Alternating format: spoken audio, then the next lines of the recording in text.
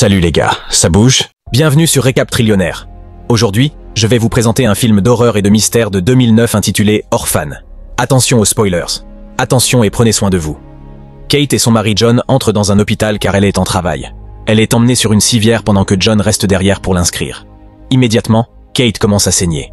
Elle se réveille dans une salle d'opération entourée de personnel médical. Mais son mari n'est pas encore là. Toute la situation lui semble étrange et effrayante. Quand l'infirmière lui dit que son bébé est mort, Kate n'en croit pas ses oreilles. John entre et commence à filmer l'accouchement comme si de rien n'était. L'infirmière lui tend le nourrisson. Kate crie, et soudain, elle se réveille dans son lit. Elle se lève et va aux toilettes en regardant la cicatrice sur son ventre. Elle prend un comprimé. Le lendemain, Kate est en psychothérapie, où le docteur Browning explique que les cauchemars de ce genre sont une réponse normale au traumatisme de la mort-née. Kate se demande si le cauchemar concernait cela, ou le fait qu'elle adoptera bientôt un enfant. Elle pense qu'elle pourrait ne pas être prête. Kate dit à son thérapeute qu'elle envisageait d'acheter de l'alcool, ce à quoi Browning répond que l'important est qu'elle n'en ait pas acheté. À la fin, en ce qui concerne l'adoption, le thérapeute lui dit qu'en fin de compte, elle doit décider si elle va aller jusqu'au bout. Kate va chercher sa fille sourde Max à l'école. Elle la conduit à la maison, mais lorsqu'elle redémarre après un arrêt en étant distraite, elle provoque presque un accident. Plus tard, Kate est vue jouer du piano et composer de la musique. Elle est irritée par un bruit qu'elle entend, alors elle sort et voit que Max lance un ballon de basket sur le mur. Elle lui crie d'arrêter et l'enfant s'excuse. John rentre à la maison avec leur fils Daniel et tous trois s'amusent avec le ballon de basket. Ce soir-là, Kate met Max au lit lorsque celle-ci lui demande de lui lire une histoire. L'histoire parle de l'enfant décédé. Max lui demande si elle aura une nouvelle sœur. Avant d'aller se coucher, Kate prend un autre comprimé. Elle se met au lit avec John et ils parlent de l'adoption. Elle a pris sa décision. Ils vont aller jusqu'au bout. Quelque temps plus tard, on les voit plonger dans un orphelinat. Sœur Abigail les rencontre à l'avant et leur dit de regarder autour. Kate reste au rez-de-chaussée en regardant les petites filles jouer, et John monte au deuxième étage. Il entend une fille chanter et entre dans la pièce où Esther peint. Elle lui raconte une histoire incroyable sur la peinture qu'elle réalise. Alors que Kate et Abigail entrent dans la pièce, John les présente et les trois continuent à discuter. La fille dit que personne ne lui a jamais parlé avant parce qu'elle est différente. Il semble l'aimer. Ils parlent à Abigail de l'adoption d'Esther. Elle leur dit qu'elle est originaire de Russie et que les personnes qui l'ont amenée aux États-Unis sont mortes dans un incendie de maison. Mais dans l'ensemble, Abigail pense que la fille est merveilleuse. Kate est d'accord. 3 semaines plus tard, ils viennent la chercher à l'orphelinat et disent au revoir à Abigail. Dans la voiture, Kate enseigne la langue des signes à Esther. Ils arrivent à la maison et Max est ravi de les voir. Esther se présente instantanément à elle, demandant à Kate ce qu'elle peut entendre. Elle lui dit qu'elle peut entendre juste assez pour pouvoir lire sur les lèvres des gens. Une fois à l'intérieur, ils rencontrent grand-mère, Barbara et Daniel. Cette nuit-là, tous lui offrent des cadeaux de bienvenue sauf Daniel, qui semble déjà jaloux de la fille, surtout quand elle fait un gros câlin de remerciement à John. Daniel sort dans la cabane avec ses amis et ils regardent des magazines pornographiques. Esther et Max jouent dans la neige pendant que Barbara et Kate parlent de Max et de ses projets de recommencer à enseigner une fois qu'Esther sera installée. Barbara semble déçue par Kate. Une tempête se prépare cette nuit-là alors que Kate se prépare à aller se coucher. Esther se réveille et va dans la chambre de Max. John et Kate font l'amour quand on frappe à la porte et ce sont les deux filles qui demandent à dormir dans leur lit. Esther veut dormir à côté de John. Le lendemain matin, ils sont tous prêts à quitter la maison et à se rendre à l'école quand Esther descend les escaliers dans une robe fantaisie, ce qui fait rire les autres enfants. Kate veut s'assurer qu'Esther veut vraiment porter ça à l'école, et la fille lui dit qu'il n'y a rien de mal à être différente. Kate la laisse porter la robe. Plus tard, elle est accueillie en classe par son professeur, quand l'un des enfants se moque d'elle.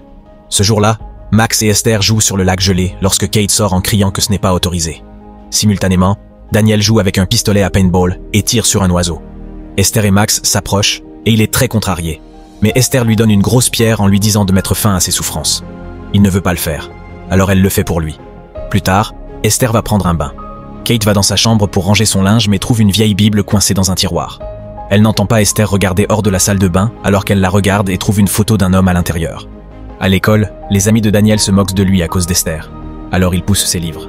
Quand elle va les chercher, une fille de sa classe trouve sa Bible. Et alors qu'ils se battent pour l'obtenir, tombe par terre. Esther le ramasse, mais la fille attrape son collier, l'appelant un chien. Esther crie. Plus tard, Kate lui apprend à jouer du piano. Puis elle lui demande ce qui s'est passé à l'école, mais elle ne veut pas en parler. Kate lui donne un album qu'elle a déjà commencé pour elle. Quand Esther lui demande à propos du bébé qu'elle a perdu, Kate lui raconte ce qui s'est passé en lui montrant les roses où elles ont dispersé ses cendres. Après le dîner, pensant que les enfants dorment, Kate et John font l'amour dans la cuisine. Esther apparaît soudainement. Kate va lui parler à ce sujet. Esther semble impassible, disant qu'elle le sait et utilise le mot en F. Kate et John en parlent plus tard, et elle pense qu'il devrait l'emmener chez un thérapeute. John pense que c'est une réaction excessive d'emmener l'enfant en thérapie pour un mot sale. John emmène les filles au parc, et pendant qu'elles sont sur une balançoire, un de ses voisins vient flirter avec lui. Pendant ce temps, la brute d'Esther entre aussi dans le terrain de jeu. L'attention d'Esther est divisée entre elle et l'échange de John avec le voisin. La brute a en fait peur d'Esther, et la surveille alors qu'elle va jouer dans le château. Elle veut descendre un toboggan quand Esther la pousse, lui cassant soudainement la jambe. Max la voit faire. Au dîner ce soir-là, John parle à Esther à ce sujet. Max confirme l'histoire que la fille a dormi. Avant de manger, Esther prie, et Max fait de même. Elle comprend même mieux la langue des signes que Daniel. Il l'antagonise et commence à l'appeler par des noms. Quand les parents interviennent, il s'enfuit en colère et en jurant. John met un verrou sur sa cabane dans les arbres comme punition. Plus tard, Kate est au magasin avec les filles quand sœur Abigail l'appelle. Esther refuse de lui parler, mais Kate continue. Elle s'écarte et raconte à sœur Abigail tout ce qui s'est passé pendant que Max lit sur ses lèvres et raconte ses paroles à Esther. Ce soir-là, Esther joue parfaitement du piano. À la surprise de Kate, elle lui demande pourquoi Esther a prétendu ne pas savoir jouer, et la fille répond qu'elle l'a fait pour son bénéfice. Ce soir-là, Kate et John se disputent à propos d'Esther, et leur dispute devient incontrôlable. Esther les entend dans l'autre pièce, contente. Un jour, sœur Abigail vient à la maison. Elle parle aux parents d'Esther, pensant qu'il pourrait y avoir quelque chose qui ne va pas chez elle. Elle énumère quelque chose qu'elle aurait pu faire dans le passé, comme blesser d'autres enfants. La fille entend tout et va chercher Max, lui disant qu'elle doit l'aider pour que la méchante dame ne l'emmène. Kate pense qu'Abigail pourrait avoir raison, mais John pense qu'elle réagit de manière excessive. Kate suggère de l'emmener chez un thérapeute, et il accepte. Pendant ce temps, Esther dit à Max de trouver les clés de la cabane dans les arbres. Mais à la place, elle les utilise pour sortir une arme du coffre-fort de John. Elle retire les balles du revolver, en laissant une à l'intérieur. Elle le pointe sur Max, la terrifiant. Alors qu'Abigail quitte la maison en voiture, Esther emmène Max sur un pont, lui disant qu'elles vont tellement l'effrayer qu'elle ne voudra plus jamais revenir. Alors que la voiture approche, elle pousse Max sur la route, et Abigail manque de peu de la heurter, fait une embardée et s'écrase. Abigail trouve Max en train de pleurer quand Esther la frappe avec un marteau. Elle demande à Max de l'aider à sortir Abigail de la route. Elle la roule en bas, mais elle est encore en vie, alors Esther l'achève avec le marteau. Elles vont toutes les deux dans la cabane dans les arbres, où Esther cache ses vêtements ensanglantés. Elle dit à Max qu'ils l'enverront aussi en prison, juste pour l'avoir aidé. Esther lui dit ensuite qu'elle l'aime. Daniel les voit descendre de la cabane, mais Esther le voit aussi. Cette nuit-là, elle entre dans sa chambre avec un scalpel, le menaçant de ne rien dire. Le garçon se fait pipi dessus. John et Kate emmènent Esther voir Browning, qui leur parle d'elle pendant qu'elle attend dehors. Le thérapeute dit qu'il n'y a rien de mal chez la fille, mais que Kate est en fait le problème. Elle pense que Kate se sent inadéquate en tant que mère et qu'elle se défoule sur Esther. John est d'accord avec son raisonnement. Quand ils rentrent à la maison, Kate reçoit un appel de l'orphelinat et on lui dit que sœur Abigail n'est pas revenue depuis la veille. La police la recherche et trouve son corps là où Esther l'a laissé. Un policier est vu en train de parler à Kate et John, disant qu'ils n'ont pas de suspect. Esther est dans sa chambre, allumant et éteignant la lumière de son aquarium, montrant une peinture horrible qu'elle a faite de la maison et de la famille. Kate cherche en ligne des informations sur les enfants perturbés et montre ses découvertes à John. Il n'est pas d'accord avec elle à nouveau, et elle lui dit qu'elle ne verra plus le docteur Browning. Kate s'inquiète de savoir qui est Esther et dit qu'elle contactera l'orphelinat en Russie d'où vient Esther. Lorsqu'elle appelle, elle découvre qu'il n'y a aucun dossier sur elle avant son arrivée aux États-Unis. Le lendemain, John va réveiller Esther pour l'emmener chez le dentiste, mais comme elle ne veut pas y aller, il promet de reprogrammer le rendez-vous. Ils passent la journée à peindre ensemble, et Esther lui dit qu'elle pense que Kate ne l'aime pas. Pendant ce temps, Kate emmène les autres enfants à l'école et leur pose des questions à son sujet. Ils mentent, disant qu'elle n'a jamais rien fait de mal. Ce soir-là, Esther entre dans la cuisine en disant à Kate qu'elle a un cadeau pour elle. Elle lui offre un seau de rose cueilli à l'endroit où les cendres de la fille de Kate ont été dispersées. Kate se fâche et l'attrape, mais John lui dit que c'était sa faute. Cette même nuit, Esther va dans le garage et se casse la main. De retour au lit, elle appelle John, lui disant que son bras lui fait mal, et quand il le vérifie, il voit qu'il est cassé. Ils reviennent du médecin et ils l'abordent dans leur lit lorsque Kate entre. Il la confronte, mais Kate dit qu'elle ne l'a pas attrapé si fort. Plus tard, elle va à une cave à vin et achète 2 bouteilles de vin. Elle se saoule un peu, mais jette le reste de la bouteille ouverte dans l'évier. Kate conduit les enfants à l'école. Le lendemain matin, Daniel sort de la voiture et son sac se déchire. Donc, quand Kate va l'aider, Esther met la voiture en marche avec Max toujours à l'intérieur. Kate court après la voiture jusqu'à ce qu'elle soit finalement arrêtée par la neige. Ce soir-là, le docteur. Browning est chez eux, et Kate jure qu'elle a mis la voiture au point mort et que Max couvre Esther. John lui montre la 2e bouteille de vin qu'Esther a trouvée. Le thérapeute lui dit qu'elle a réservé une place pour elle dans un centre de réhabilitation. Mais Kate leur raconte son côté de l'histoire à propos du vin. Il ne la croit pas à propos du vin et de l'accident. John pense qu'elle est manipulatrice et lui donne une semaine pour aller en cure de désintoxication, où il partira avec les enfants. Pendant ce temps, Esther dit à Max qu'elle va tirer sur sa mère si elle la dénonce. Plus tard, Daniel entre dans la chambre de Max et elle lui parle d'Abigail et de la cabane dans les arbres. Il dit qu'il ira chercher les affaires de la cabane, mais Esther l'entend. Kate se lève pendant la nuit et se faufile dans la chambre de Max. Soudain, Esther allume la lumière. Elle se dispute, mais Esther lui montre le journal qu'elle avait tenu, lui faisant savoir qu'elle l'avait lu. Elle la provoque, mais Kate ne tombe pas dans le panneau.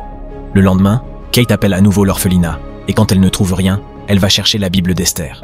Elle la trouve cachée dans un jouet en peluche et y trouve des photos d'hommes. Elle voit le mot Sarn Institute dessus et cherche immédiatement ce que cela signifie en ligne. Elle appelle le numéro qu'elle trouve et on lui dit que l'institut est en fait un hôpital psychiatrique et non un orphelinat. Pendant ce temps, Daniel se faufile hors de la maison pour récupérer les affaires de la cabane dans les arbres. Esther le suit là-bas et commence à verser de l'essence sur les preuves. Puis allume-le et continue à verser de l'essence sur Daniel. Elle l'enferme dans la cabane en flammes. Il appelle sa mère, mais elle est trop occupée à enquêter sur Esther. Daniel monte sur le toit, appelant à l'aide. Il tombe sur une poutre en bois, mais glisse et tombe par terre alors qu'Esther le regarde. Soudain, Kate voit le feu alors qu'Esther s'approche de Daniel pour le tuer avec une pierre. Max la pousse et Kate arrive. Avant qu'elle ne puisse faire quoi que ce soit d'autre, Daniel est vivant. Ils sont tous à l'hôpital lorsque le docteur entre et leur informe qu'il a une grave blessure au cou et pourrait ne pas se souvenir de ce qui s'est passé. Cela inquiète Esther. Kate dit à John ce qu'elle a découvert sur Esther, mais il n'est toujours pas convaincu. Pendant qu'ils se disputent, Esther se rend dans la chambre de Daniel. Max sait ce qui se passe et la suit. Esther commence à étouffer Daniel avec son oreiller alors que Max va chercher leurs parents. L'alarme dans la chambre de Daniel se déclenche et les médecins le réaniment. Kate confronte Esther et la gifle. Des agents de sécurité la saisissent et la sédatent. Elle manque un appel téléphonique important. Plus tard, Kate se réveille et demande immédiatement des nouvelles de Daniel. Elle implore John de ne pas laisser Esther approcher Max alors qu'elle reste à l'hôpital pendant la nuit. Cette nuit-là, Max enlève son appareil auditif et son père l'aborde. Esther entre et prend l'appareil. Lorsqu'elle lui dit bonne nuit, John descend au salon et se saoule. Esther descend habillée comme une adulte et s'assoit à côté de John, qui ne comprend pas ce qui se passe. Esther commence à l'embrasser, mais il se recule. Il explique qu'il ne l'aime pas de la même manière que lui, et Kate s'aime. John lui dit d'aller dans sa chambre, mais elle lui dit de ne pas lui parler comme si c'était une enfant. Il dit qu'il appellera l'orphelinat demain à son sujet. Esther va dans sa chambre et pleure. Pendant ce temps, Kate reçoit un appel d'un médecin de l'Institut Sarn. Il reconnaît Esther et lui dit de faire sortir sa famille de la maison, puis d'appeler la police. Il lui dit qu'Esther n'est pas une petite fille, mais qu'elle a un trouble hormonal qui ne fait qu'elle ressemble à une enfant. Elle est, en fait, une femme adulte. Esther était l'une des patientes les plus violentes de l'hôpital, et lorsqu'elle a combattu ses contraintes, elles ont laissé des cicatrices sur ses mains et son cou. Le médecin dit à Kate qu'elle a tué au moins 7 personnes.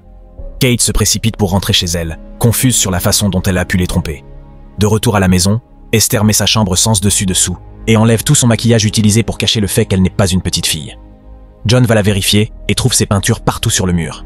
Kate l'appelle alors qu'elle rentre à la maison. Mais le courant est coupé dans la maison avant qu'il ne puisse répondre. Elle appelle la police. John trouve une lampe et regarde dans la maison. Quand Esther le poignarde, il est rendu incapable de bouger mais toujours en vie. Alors elle continue de le poignarder jusqu'à ce qu'elle le tue. Max la voit et elle la poursuit. Ensuite, Kate conduit si vite vers la maison qu'elle s'écrase dedans et monte immédiatement à l'étage. Elle trouve John. Puis elle réalise que Max est en danger et essaie de la retrouver. Elle regarde dans sa chambre, mais ne la trouvant pas, elle va dans la salle de bain. Soudain, Esther lui tire dessus. Kate se cache dans sa chambre, mais heureusement Esther ne la trouve pas là car elle est cachée à l'extérieur de la fenêtre. Max se cache dans le jardin et Esther la cherche là-bas. Alors que Kate la voit depuis le toit en verre, Esther lui tire dessus à nouveau, puis trouve Max et lui tire dessus aussi. Max s'échappe alors que Kate casse le toit en verre, tombant sur Esther. Un instant plus tard, Max réveille Kate. Elle prend le pistolet et la relève, laissant Esther derrière. Elle marche dans la forêt. La police arrive et entre dans la maison, mais Esther n'y est pas. Soudain, elle court après Kate et Max avec un couteau. Les deux tombent sur le lac gelé et se débattent, Esther poursuivant impitoyablement Kate. Max prend le pistolet et tire, brisant la glace. Elles tombent toutes les deux dedans et se battent jusqu'à ce que Kate rende Esther incapable de bouger. Alors qu'elle se traîne pour sortir, Esther l'attrape à nouveau, la suppliant de ne pas la laisser mourir. Mais Kate la repousse dans le lac d'un coup de pied. Assurez-vous de vous abonner et d'activer les notifications pour pouvoir regarder plus de vidéos comme celle-ci.